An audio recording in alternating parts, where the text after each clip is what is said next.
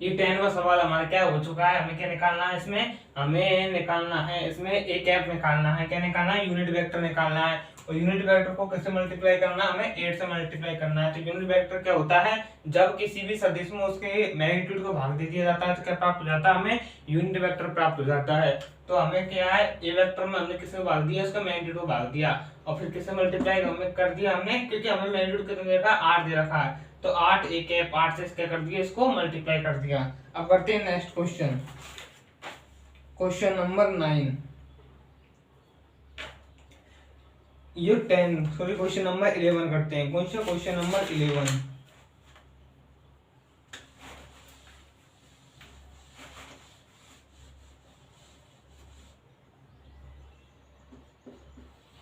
Question number 11 क्या दे रखा हमें, so that the vector are collinear, so that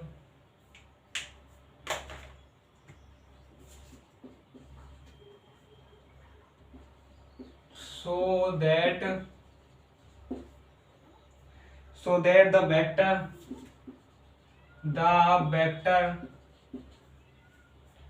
2i cap minus 3j cap plus 4k cap, 2i cap minus 3j cap plus 4k cap and minus 4i cap plus 6j cap minus 4i cap plus 6j cap minus 8k cap are collinear. क्या है, are collinear, यानी कि दो vector दे रखे हमें, एक vector ये रहा, एक वेक्टर ये रहा, और हमें क्या बताना है, क्या शो करना है कि ये क्या है, कोलिनियर। कोलिनियर का मतलब ये क्या है, समरेख है। क्या है, ये समरेख है। तो इसको करने का तरीका बताता हूं, सॉल्यूशन। मान लिए ए वेक्टर बराबर क्या है, 2i cap minus 3j cap plus 4k cap, और बी वेक्टर क्या है हमारा, मान लिया 4i cap plus 6j cap minus 8a cap. ये हमने ए वेक्टर और बी वेक्टर मान लिया। अब हम क्या निकालते हैं, इनकी क्या निकालते हैं, हम डायरेक्शन रेशो निकालते हैं, दिक् अनुपात निकालते हैं। क्या निकालते हैं, डायरेक्शन रेशो निकालते हैं। Direction ratio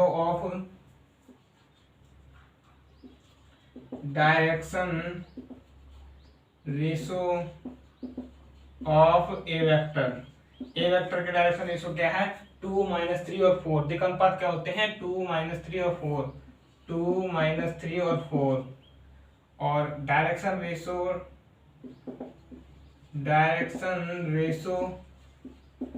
of B vector क्या है, -4 6 और -8। क्या है, -4 6 और -8। अब हमें क्या निकालना है, इसका कोलिनियर यानी कि समरेख कब होगा, जब हम इन दोनों को, अब क्या करेंगे नेक्स्ट स्टेप में, क्या करेंगे, कोलिनियर देखेंगे। 2/-4 बराबर -3/6 बराबर 4/8। तो ये क्या बचा, 1/-2 -1/2 बराबर -1/2, यानी कि ये क्या है, तीनों सेम है। क्या है, ये तीनों सेम है।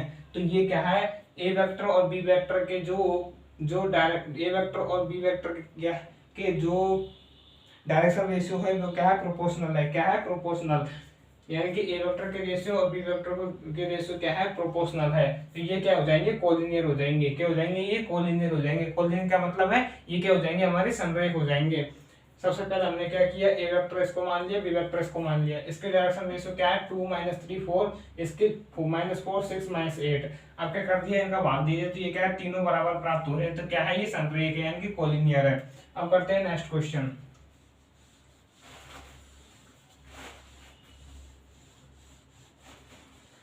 अगला क्वेश्चन है हमारा क्वेश्चन नंबर 12। क्या है question number 12, find the direction cosines of the vector. Find the direction cosine of the vector. क्या दे रखा हमें, वेक्टर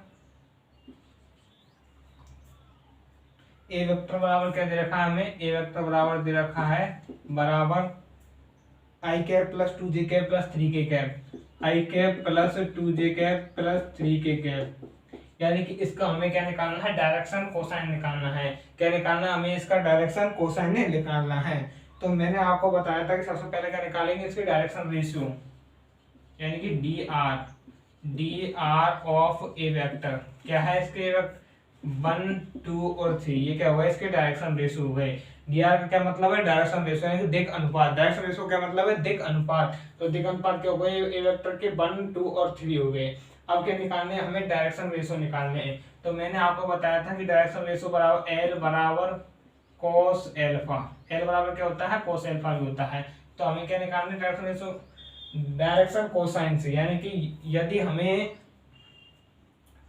कोस एल्फा और कोस बीटा और कोस गामा, इनको किस से प्रेषित करते हैं हम, एल एम एन से प्रेषित करते हैं। यानी कि एल बराबर कोस एल्फा बराबर क्या होता है, मैं आपको बताता हूँ। तो यदि हम इसका निकालें एल बराबर, तो 1 अपॉन, कैसे निकालेंगे, 1 अपॉन अंडर रूट 1 का स्क्वायर प्लस 2 का स्क्वायर प्लस 3 का स्क्वायर बराबर 1 अपॉन अंडर रूट, क्या हो गई ये 1 प्लस 4 प्लस 9, यानी कि 1 अपॉन अंडर रूट 14। इस प्रकार से m का मान निकालेंगे तो 2 अपॉन अंडर रूट 1 का स्क्वायर 2 का स्क्वायर और 3 का स्क्वायर, तो क्या हो गए 2 अपॉन अंडर रूट 14। इसी प्रकार से n का निकालेंगे तो 3 अपॉन अंडर रूट 14 हो जाएगा। यानी कि एल एम एन ये क्या है, हमारे डायरेक्शन कोसाइंस होते हैं। क्या होते हैं ये, डायरेक्शन कोसाइन होते हैं। तो क्या हो गए हमारे डायरेक्शन कोसाइन, डायरेक्शन कोसाइंस क्या हो गए, 1 upon under root 14, 2 upon under root 14 और 3 अपॉन अंडर रूट 14। ये क्या हो गए हमारे डायरेक्शन कोसाइन हो गए। तो एल एम एन संप्रेषित कर दिया डायरेक्शन कोसाइन को और हमने ये निकाल लिया। कुछ नहीं किया, 1 लिख लिया, इनका अंडर रूट का वर्ग कर दिया। इसी प्रकार से 2 लिख दिया और इन सभी अंडर रूट को वर्ग करके जोड़ दिया। इस प्रकार से हमने एन का मान निकाल लिया। अब करते हैं next question, question number 13।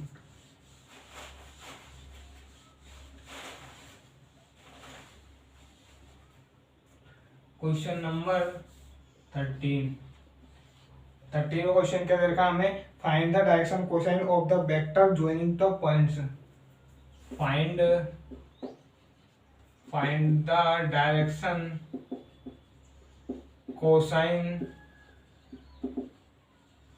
Find the direction cosines of the vector joining the point of the vector joining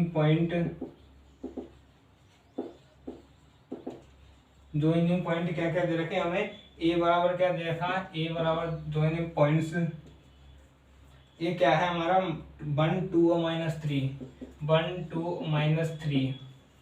और b बराबर एंड b बराबर क्या दे रखा हमें, एंड b के पॉइंट्स क्या दे रखे हैं, -1 -2 1 -1 -2 और 1। Directed from A to B,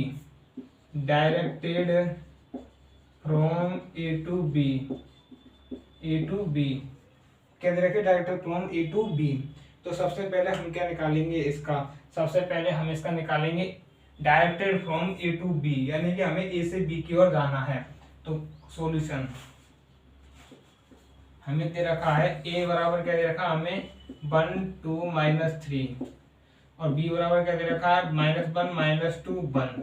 तो सबसे पहले निकालेंगे हम ए बी वेक्टर निकालेंगे। क्या निकालेंगे, सबसे पहले हम ए बी वेक्टर निकालेंगे।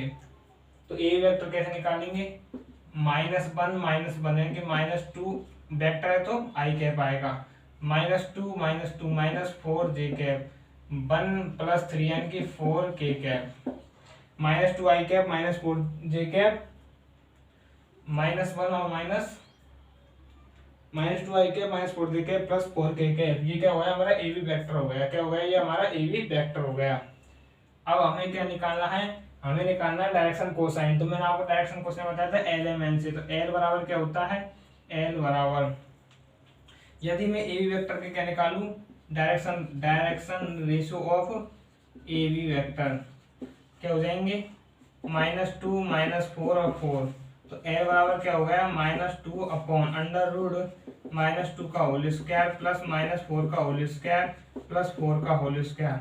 तो क्या आया, -2 अपॉन 4 प्लस 16 प्लस 16। तो क्या आएगा, ये हमारा आएगा -2 अपॉन अंडर रूट -2/6 यानी कि -1/3 आएगा। क्या आएगा? -1/3 आएगा। अब करते हैं m का मान निकालना है, तो -4/√16। इसी प्रकार से n का मान निकालना है, तो 4/√16। इसी प्रकार से हमारे किसका निकल जाएगा? lmn का मान निकल जाएगा।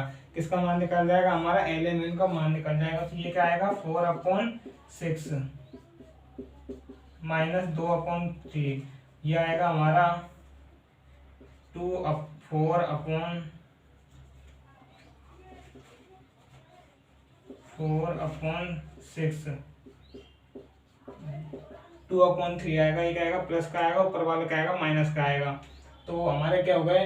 फाइंड द डायरेक्शन कोसाइन निकालने हमें। डायरेक्शन कोसाइन का एलिमेंट से प्रतिशत करते हैं, मैंने आपको बता दिया। सबसे पहले क्या निकालते हैं? डायरेक्शन रेशो निकालने। किसके निकालने? ए से बी, यानी कि ए बी वेक्टर निकाल लिया। इसका डायरेक्शन कोसाइन क्या हो गया? -2, -4 और 4। अब हम एलिमेंट का हम फॉर्मूला जानते हैं, -2 और इन तीनों को क्या भर करके जोड़ दिया। इस प्रकार से -4 m का निकल जाएगा और इस प्रकार से हमने n का निकाल दिया। तो ये क्या हो गया? हमारे डायरेक्शन कोसाइन हो गए। क्या हो गया? हमारी ये डायरेक्शन कोसाइन। उम्मीद है कि आपको सवाल समझ में आ गया होगा। अब करते हैं हम नेक्स्ट सवाल, सवाल number 14।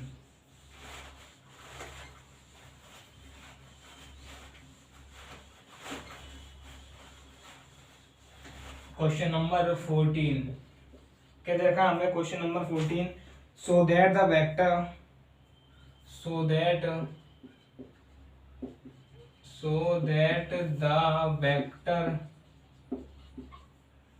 The vector i cap plus j cap plus k cap is equally inclined to the axis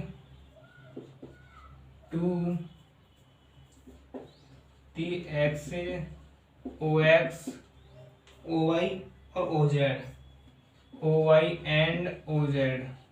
इसका क्या मतलब है? हमें शो करना है कि ये जो वेक्टर है ये इक्वली इंक्लाइंड है किस पर? OX, OY और OZ पर। किस पर है? OX, OY और OZ पर। यानी कि अब हमें क्या याद करना, जैसे कि ये हमारा क्या है? 3D में एक्सिस है, ये हमारा x एक्सिस हो गया, ये y हो गया, ये z हो गया। ये क्या है? हमारा पोजीशन वेक्टर। मैंने आपको बताया था कि x अक्ष के साथ इसका कोण क्या होता है? अल्फा, y अक्ष के साथ बीटा और z अक्ष के साथ क्या होता है? गामा होता है। क्या होता है? गामा होता है। तो अब मुझे क्या याद करना है कि ये इक्वली इंक्लाइंड है। इक्वल यानी कि बराबर इंक्लाइंड है OX, OY, OZ। यानी कि अल्फा बी इंक्लाइंड, यानी कि ये देखो इसके अल्फा इंक्लाइंड है, इसके बाई अक्ष के साथ ही बीटा इंक्लाइंड है और जेड अक्ष के साथ ही गामा इंक्लाइंड है। अब ये क्या है? इक्वल इंक्लाइंड होनी चाहिए, यानी कि अल्फा, बीटा और गामा का मान क्या होना चाहिए? बराबर होना चाहिए। ये हमें पता लगाना, शो करना है। तो सॉल्यूशन, तो हम जानते हैं अल्फा बीटा का मान कैसे निकलेगा। यदि हमने मान लिया ए वेक्टर बराबर क्या है हमारा? ए वेक्टर बराबर i cap plus J cap plus के कैप, ये हमारा ए वेक्टर हो गया। यदि मैं तो direction ratio of A vector क्या हो जाएगा? 1 1 1। अब मुझे निकालना एल बराबर एल्फा बीटा का मान निकालना है, तो क्या लिखूंगा? एल बराबर कोस एल्फा बराबर 1/1 का स्क्वायर प्लस 1 का स्क्वायर प्लस 1 का स्क्वायर, तो क्या हो जाएगा? 1/√3। इसी प्रकार से एम बराबर कोस बीटा बराबर क्या हो जाएगा? 1/√3 और एन बराबर क्या हो जाएगा? कोस गामा बराबर क्या हो जाएगा? 1/√3। तो ये तीनों बराबर है, तो ये भी के तीनों बराबर क्या हो जाएंगे?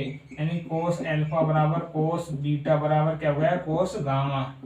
तो हमारे पास क्या प्राप्त हो गया? अल्फा बीटा बराबर गामा प्राप्त हो गया। यानी कि ये क्या प्राप्त हो गई? ये क्या है? इक्वल है। तीनों कोण क्या है? इक्वल है। तो इससे सिद्ध हो गया कि ये क्या है? इक्वली इंक्लाइंड है। ये क्या है? इक्वली इंक्लाइंड है। किस पर? एक्सिस पर। OX, OY और Z एक्सिस पर क्या है? ये इक्वली इंक्लाइंड है। तो उम्मीद है कि आपको सवाल समझ में आ गया होगा। कुछ नहीं किया हमने, ए वेक्टर में रखा अल्फा बीटा और गामा का मान निकालना है। तो हम डायरेक्शन रेशो से जानते हैं कि एल बराबर कोस अल्फा बराबर 1/, ये तीनों का वर्ग का अंडर रूट। इस प्रकार से हम तीनों को मान निकाल लिया। इससे ये अल्फा बीटा और गामा क्या प्राप्त हो गए? हमें इक्वल प्राप्त हो गए। अब करते हैं नेक्स्ट क्वेश्चन।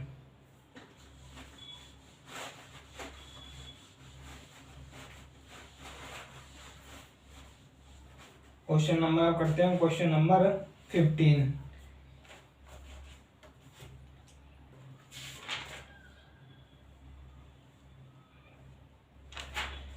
हमें क्या करना है 15 क्वेश्चन में हमें find the position vector of A point. Question number 15 find the position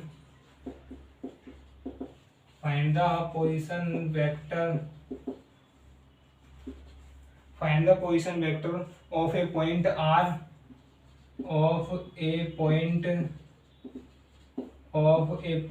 R which divides,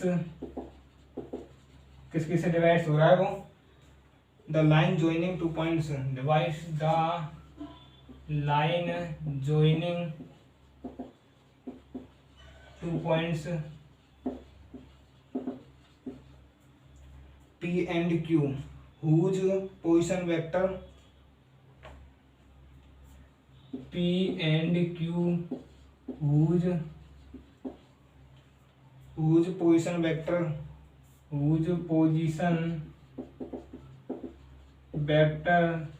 क्या क्या दे रखा है हमें, P क्या दे रखा है, I cap plus 2j cap minus k cap, I cap plus 2j cap minus k cap. Tension लेने की जरूरत नहीं है, मैं अभी आपको बताऊंगा कि सवाल क्या पूछ रहा है।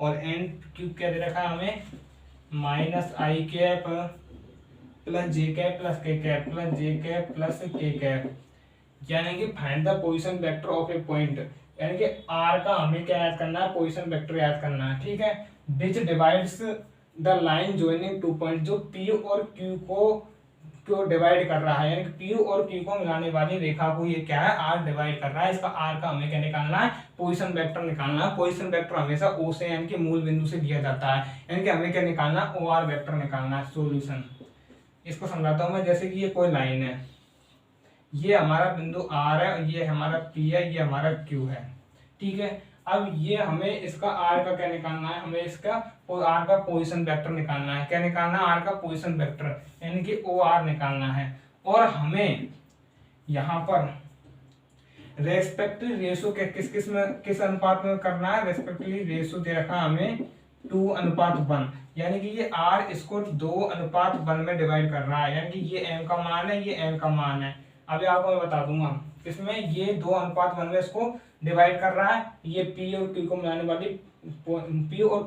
वाली रेखा को 2:1 में ये क्या कर रहा है, डिवाइड कर रहा है। और P का इसमें मान क्या है, minus I cap plus j cap plus k cap, इसका पोजीशन वेक्टर है। और इसका पोजीशन वेक्टर क्या है, सॉरी इसका ये 2 है और इसका माइनस आएगा, ये क्या है, ये Q का है।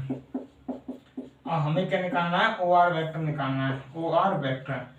अब ये हमें दो प्रकार से निकाल सकते हैं। यदि एक तो इस सवाल में हमें कहीं पर भी नहीं देखा कि R ये दोनों पॉइंट के बीच में है, ये दोनों पॉइंटों से बाहर है, यानी कि ये एक्सटर्नली लगा रहा है कि इंटरनली लगा रहा है। तो सबसे पहले हम दो सूत्र होते हैं, पहला कौन सा सूत्र होता है, हमारा इंटरनली का सूत्र होता है, यानी कि ये क्या है, R अंदर है तो इंटरनली।